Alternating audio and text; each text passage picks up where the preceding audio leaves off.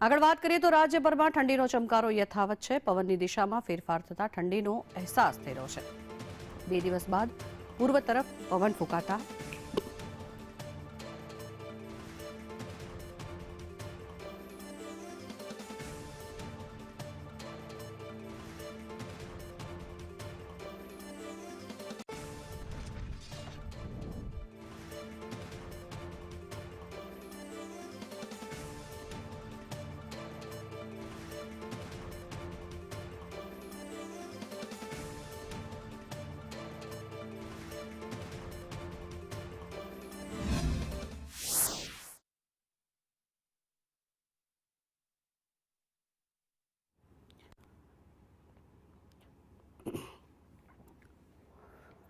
તો 2 દિવસ બાદ ઠંડીમાં ઘટાડો થવાની શક્યતાઓ જોવામાં આવી રહી છે, ત્યારે ઠંડીનો ચમકારો યથાવત છે।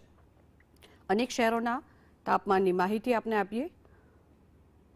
મહત્વનું છે કે સૌથી ઓછું નલિયામાં તાપમાન નોંધાયું, ત્યારે દ્વારકામાં 19.2 અને વેરાવળમાં 18.1 ડિગ્રી તાપમાન નોંધાયું।